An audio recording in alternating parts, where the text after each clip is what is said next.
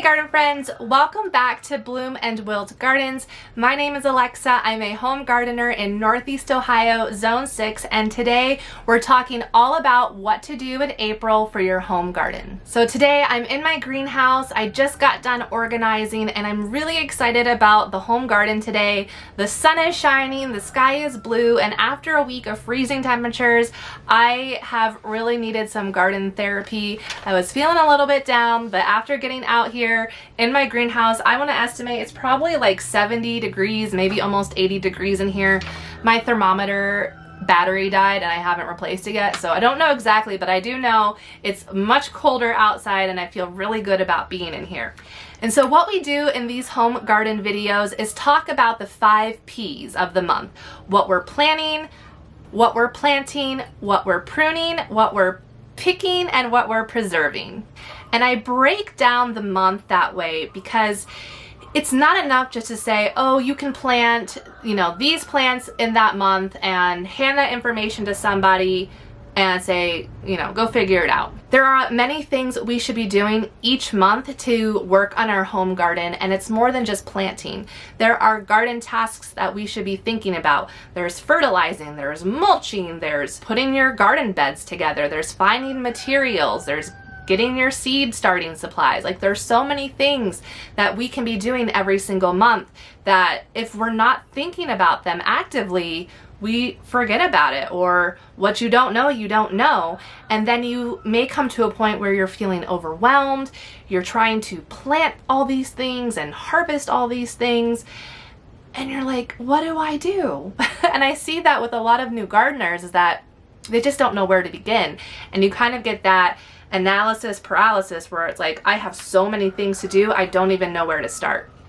And that's why I put together my 2024 Great Lakes Veggie Gardener Guide. It is a 12-month planting planner as well as calendar. It gives you the tasks to focus on every single month of the year, January through December, what you can be growing in all the different seasons of the year, and what food you can harvest. So we're talking about April today.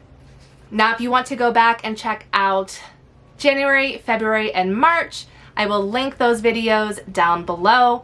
If you want to look ahead and start to get an idea of what you need to do for the rest of the year, make sure to go to www.bloomandwiltgardens.com where you can get your copy of the 12-month planner as well.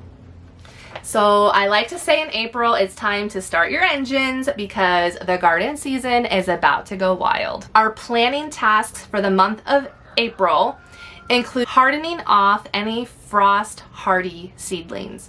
So in previous months, we have started brassica plants like cabbage and broccoli, onions and celery. All of those things can actually be put out in the garden before the last frost date. They're frost hardy plants. And in April is when northern gardeners can start to transplant those outside. But if you've been growing those plants inside your house, you can't just go and put them out into a 35-degree weather day and expect them to be happy and healthy. No, you will shock them because they have been in your nice 68-degree house with some nice little sun lamps over them. They have never been outside. So you have to do a task called hardening off. And that is slowly introducing your plants to the outside environment. So the first day, you're going to take your tray of seedlings and you're going to put them outside in a nice sunny location for 1 hour. And then you're going to bring them back in your house. And then the next day, let's say it's a Tuesday, the next day, Tuesday, you're going to take them back outside for their sun bath for 2 hours and then bring them back in the house. The third day, Wednesday, you're going to increase that to 3 hours and then bring them back in. And you're going to do that for a whole week until they have gotten to the point where they've been outside for like 8 hours at least, and they feel really good and they get happy and they get strong. They are acclimating themselves to the outdoor environment. And maybe on the last day, you leave them out overnight and observe the next morning. How did they do? Do they look like they've got any yellowing on their leaves? Do they look like they've been droopy? And if they have, maybe you need to kind of keep them in a controlled environment and do this hardening off process a little bit longer before you transplant them out into the garden. I would say by at least 10 days, they should be ready to go outside and be put into the soil. If you do have any kind of like crazy weather happening, or you know, an unexpected big snowstorm or really deep freezing temperatures, if you do have them out in the garden at that point and some kind of crazy weather thing happens, you can just put a sheet over top of them or a bucket or something like that just for the night. If that, you know, random thing does happen, they'll be okay. So any new in-ground gardening spaces that you're starting, April's a good time to start turning over the soil. I know in some places, if you have clay soil, the ground still might be too wet for like a rototiller machine to come through and turn that soil. So depending on your specific soil type, you might have to wait a little bit longer to do this. For me, I have a sandy loam soil because I'm close to Lake Erie. I am in Ohio. Like if you go 5 miles south, it's all clay for the rest of the state. But where I'm at, I'm kind of in that, I think they call it like a glacier pathway. And I'm right on the edge of where this like sandy soil is, because at one point in time where my house is used to be like the beach for Lake Erie. I'm talking thousands and thousands of years ago. So my soil is on the sandier side, and in April I can do things like, you know, shoveling, turning things over, rototilling if I need to do that, which I don't really do too much anymore. But just getting your garden beds prepared for planting is a good thing to do in April. If you're not doing in-ground gardening, but you want to do like a raised bed or container garden, start getting your supplies for those too. You can get metal raised bed kits that you can put together yourself. They're really easy to put together. I have done that. My children have helped me put them together. I have a video about putting one together, and I'll link that below if you want to check it out. But those are really easy if you're not a builder type person or have tools. No tools required to do the metal raised beds. Or finding your containers like big planters or 5-gallon buckets if you're going to do any kind of container gardening. Start getting all of those things ready so that way by the time May comes and you're starting to plant more of your summer garden, you've got everything ready to go. Add compost to existing garden beds. They have been sitting there for the whole winter. Nothing's been growing in them. Last season you probably had plants in your pots and your raised beds, and those plants require nutrients in order to grow. So now is the time to refeed your soil with fresh compost. If you're able to do any of your own composting, like make a little heap in your yard where you can throw scraps, old food scraps and dead vegetation, and wood mulch, and like turn that around, or even leaves, and turn that around, you know, as often as you can actually make your really good compost yourself. I have done that, and we have chickens now, so I add all of the chicken manure and bedding into my compost pile and I turn them. And last year I made some really, really wonderful compost, so I gotta start spreading that out onto my garden beds. If you can't make a compost pile, going to like a stone and gravel sort of place, they often will also have like topsoil and compost for sale. I have bought by the pickup truck load a whole back end of compost, and it was really cheap for like a whole pickup truck bed. It was like $30, and it was quite a workout to, you know, shovel it out of the truck. But buying in bulk is always going to be the best way to go. So if you have access to any kind of truck, buy your compost or your soil in bulk. And lastly, if you can't do that, then going to garden centers and buying compost or bags of manure. You can do that as an option as well. In April, you're probably going to need to start to up pot seedlings that have outgrown their seed starting cup. So if you started things like tomatoes and peppers in March, you still have like one more month before they can go outside. So you should probably transplant them into a larger cup. Let's see if I have an example. For like tomatoes, I have used like these solo cups, I don't use these too much anymore, but these are probably like 3 or 4 years old, and I have reused them several years, so if this is your option, it's a good one. But getting your plants up potted so they can continue to grow big, have nice strong root systems, and then a month from now you'll be able to plant them outdoors. Okay, planting. April is an exciting month because we can start planting things outside. So in the earlier part of the month, you can start planting your frost hardy things that we've talked about, leafy greens, brassicas, celery, onions. After you harden those all off, indoor sowing of seeds. So these are going to be anything frost tender that cannot go outside yet, which would be like tomatoes, peppers, and eggplants if you haven't already started those. Ideally, March is probably a good time to start those, but if you haven't started them yet, April is fine. Don't feel like you're too late. They may be a little bit behind, but you'll be okay. You can start okra indoors, and then your herbs and flowers like basil, fennel, dill, zinnia, marigolds, cosmos. Those are all good things to start inside now. So that way you have earlier blooms, earlier harvest of those herbs. And then if you want to do some succession sowing and then direct sow those things into the garden later on, like say in May or June, then you'll have another wave of those for later in the summer. For outdoor direct sowing of seeds, you can direct sow peas. Those should come up fairly quickly in April. Peas are a cool weather plant, so they do the best before the hot months. If you didn't start your brassicas earlier on indoors, you can direct sow seeds now in the garden and they will come up fairly quickly as well, because again, they're frost hardy plants and they like the cooler weather. So that's your cabbage, your broccoli, your cauliflower, kohlrabi. Your root vegetables can be direct sown. Carrots, radish, beets, rutabagas, turnips, and then all the leafy greens. Leafy greens like colder weather. So that's your Swiss chard, lettuce, spinach, kale, all the Asian greens like bok choy, winter choy, all the choys. And then towards the end of April into May, you can start planting your potatoes. Now, if you have really wet, moppy, mushy soil still, don't plant your potatoes yet in ground. But if your soil is well draining or you have a raised bed or a container, you can start to plant your potatoes towards the end of April.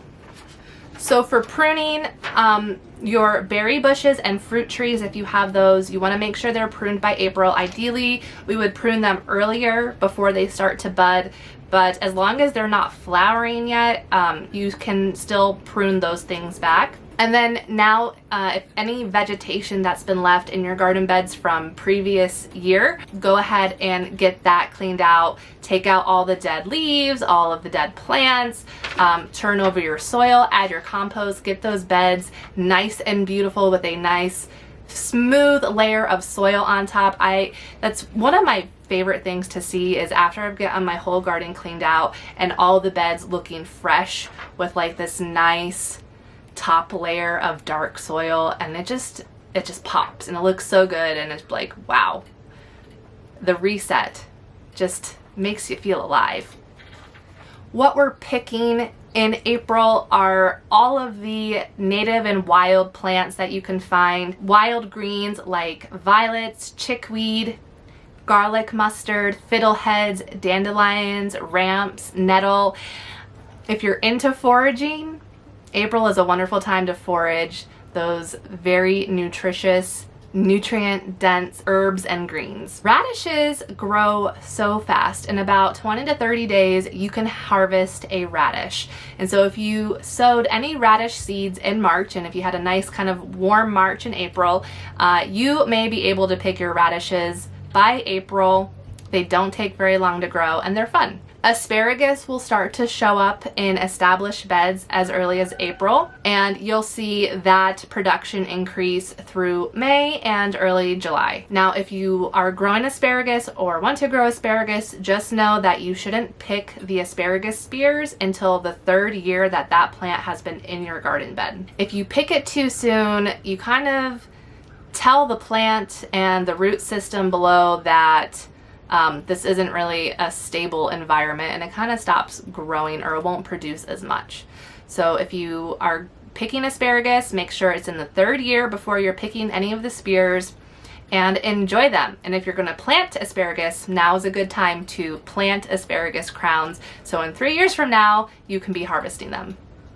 And so for preservation in the month of April, anything that we picked, we can also preserve. So if we were able to pick radishes, we can preserve those by fermenting them or freezing them. I have shredded radishes into very thin slices and fermented them, and those taste very good. Or you can cube up your radishes and freeze them and be able to roast and cook them later. With asparagus, you can freeze, ferment, and pickle. And all of the greens and herbs that you've picked this month, you can dehydrate those. Dehydrators seem to have gotten pretty inexpensive. I bought one off Amazon, I'll link it below, that has worked pretty good for me. It's not like a fancy state-of-the-art dehydrator, it's pretty basic. I've just used it for mostly greens and herbs. I have dehydrated some peppers and like sliced tomato chunks in there as well, and it did pretty good. If you don't have a dehydrator, you can also use your oven and put it to the very lowest temperature, let things dehydrate that way, or just hanging a bunch of greens or herbs upside down and let them dry out over several weeks. Okay, so that is all about the month of April, what we're planting, planting, pruning, picking, and preserving. If you want to get a head start and see what is on deck for May, make sure to go to bloomandwiltgardens.com to get your copy of the 12-month Great Lakes Veggie Gardener Planner. Included in the planner are calendar pages, notes pages, where you can reflect on the month, what you've done well, what you've accomplished, maybe what you need to focus on next month, what you've learned. You want to document what you're doing in your garden each month. That doesn't have to be a daily journal, but once a month, sit down, think about what you did that month, what really stands out in your mind, what you want to write down so you remember for future garden seasons.